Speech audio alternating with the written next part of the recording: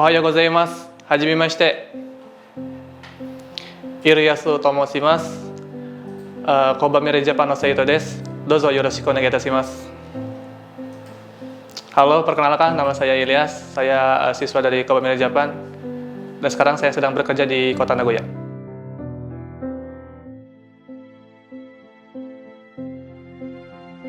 Pertama, saya tuh lihat Jepang tuh dari kayak TV-TV, kayak dari anime, dari kayak YouTube dan lain-lain. Kayak melihat di Jepang tuh kayaknya enak banget, kayak ada musim salju, musim sakura, musim semi dan lain-lain. Itu yang ada di ekspektasi saya. Dan pada akhirnya, setelah saya belajar di Koba Mirai Japan, melewati proses-proses yang begitu panjang, saya berangkat ke Jepang. Setelah nyampe sana, itu sesuai banget dengan ekspektasi saya. Dengan Jepang yang sangat bagus banget. Kebetulan pas itu saya berangkat tuh pas musim panas. Agak berbeda dengan musim panas di Indonesia. Musim panas di Jepang itu sangat panas banget. Kesan pertamanya itu dari hawanya aja itu udah beda banget.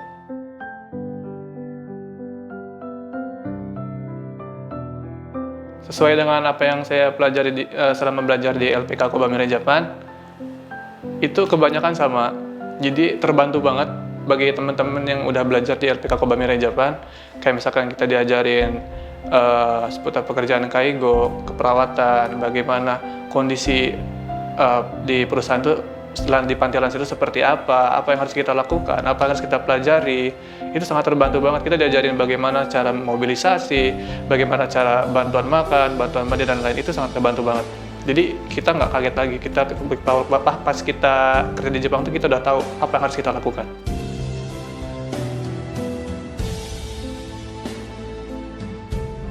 Kerja di Jepang itu yang pasti beda dengan kerja di Indonesia, dengan cuacanya yang beda, cara kerja, peraturan, sistem semuanya yang beda, itu pasti beda banget. Tapi teman-teman jangan khawatir. Kalau teman-teman udah belajar, teman-teman udah prepare, apa yang harus kita lakukan pada saat kerja di musim dingin, misalnya yang sangat dingin turun salju, apa yang kita prepare di musim panas, dan musim-musim lainnya itu kalian enak banget kerja tuh enjoy gitu. Kerja itu dinikmatin, jadi kita enjoy, nggak ada problem, nggak ada masalah, kita nikmatin aja. Ya karena saya ini kerja di bagian perawat, lebih tepatnya di perawatan lansia, di panti lansia, bukan di rumah sakit. Yang emang notabene-nya kita tuh kerja benar-benar ngurusin orang-orang lansia, yang gimana orang lansia itu kan kembali kayak anak-anak lagi. Bukan dari segi usianya aja, dari psikolognya, dari apa-apa dibantuin, makan dikasih makan, minum diminumin, mandi dimandiin, yang benar-benar kita ngurus kebutuhan sehari-hari. Jadi kita lebih ke kerja itu kebutuhan dasar manusia satu. Itu kalau di perawat itu pernah belajar kayak gitu sih emang.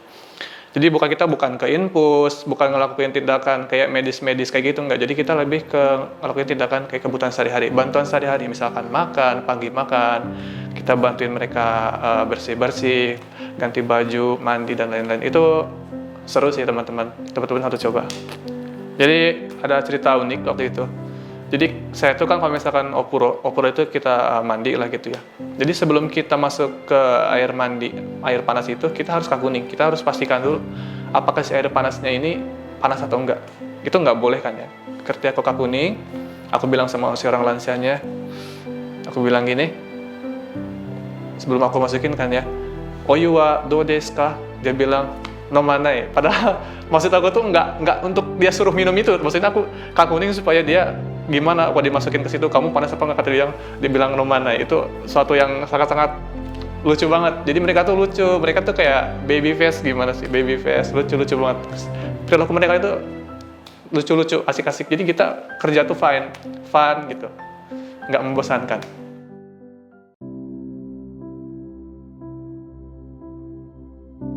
Pertama, nerima gaji itu senang sih. Ya, sesuai dengan apa yang dijanjikan gitu kan. Dengan gaji yang sekian. Pertama sih kaget, karena kan saya pribadi belum pernah gitu kan menerima uang yang nominalnya besar gitu kan. Dengan gaji besar, belum dapat bonus-bonus di luar gaji itu, yang kadang-kadang lebih bahkan dari nominal gaji biasa. Itu senang banget sih pastinya. Jadi makin nambah semangat.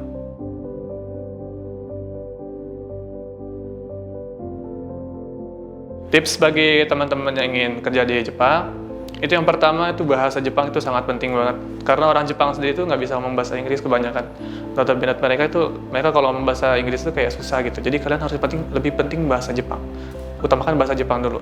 Yang kedua, ya saya bilang tadi, karena Jepang ini kan ada 4 musim, jadi teman-teman harus menyesuaikan dengan musim itu. Misalkan pas musim panas, musim dingin, musim gugur, musim sakura, itu kalian menyesuaikan. Karena pancaroba kayak perpindahan musim itu pasti kalau kulit yang belum terbiasa itu pada merah dan lain-lain. Itu kalian harus cari tahu juga apa yang dilakukan pas musim dingin, apa pakai sunblock, pakai segala macam. Itu penting banget teman-teman.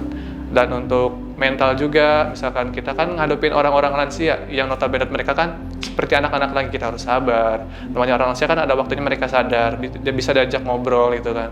Kadang-kadang mereka tiba-tiba diam-diam baik-baik, tiba-tiba marah. Nah, kita harus menyesuaikan, kita nggak boleh terpancing, kita nggak boleh emosi.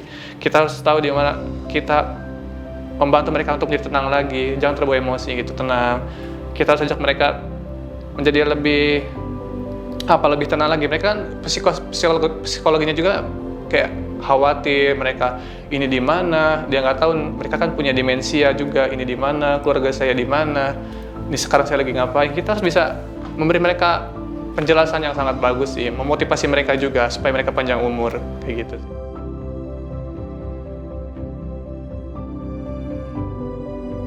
Kalau untuk fasilitasnya, kita itu difasilitasi, ada yang rumah, ada yang seperti apartemen gitu. Biasanya itu diisi sama beberapa orang. Ada yang 6, ada yang 3, tergantung bagaimana luasnya sih kamar itu sih. Misalkan saya sendiri sih di rumah, ada 2 tingkat. Di atas itu ada 3 kamar, bawah ada 2 kamar, ada dapur, ada kamar mandi itu atas bawah. Jadi minasang jangan khawatir, jangan gimana-gimana. Kalau untuk di sana fasilitas sudah pasti lengkap, kayak misalkan AC udah ada, dapur. Itu cuman kita tuh paling kayak beli kebutuhan sehari-hari aja sih. Udah enak di sana, udah mumpuni. Kayak kulkas itu udah dikasih, kulkas, microwave, dan lain-lain itu udah diisi. Paling kita cuma ngisi kayak beli makanan, rapiin baju kita kayak gitu. Kalau untuk ke tempat kerja sendiri, itu juga tergantung, ada yang dekat, ada yang jauh, tapi sejauh-jauhnya nggak ada yang sampai jauh-jauh banget sih. Paling naik sepeda kayak saya sendiri, paling jauh 15 menit. Itu naik sepeda enak, karena di Jepang sendiri kan beda dengan di Indonesia ya. Di sana kayak motor tuh kayak malah jarang yang pakai, jadi lebih banyak mereka tuh pakai sepeda, jalan, gitu. Lebih banyak mobil mungkin daripada sepeda motor pun. Jadi pagi kita misalkan berangkat kerja naik sepeda dan sampai perusahaan, dan di perusahaan pun ada beberapa shift sendiri, misalkan ada shift pagi, ada shift siang, ada shift malam, sama kayak di Indonesia yang notabene rata-rata mereka 8 jam sehari, jadi 9 jam, total 9 jam, 8 jam kerja, 1 jam istirahat. Bagi minasang yang ingin bekerja di Jepang, seperti apa yang saya jelaskan tadi, minasang harus coba. Minasang bisa bergabung dengan LPK Koba Mire Japan, bisa minasang cek sendiri. Ya, mata nihon ni aimashou.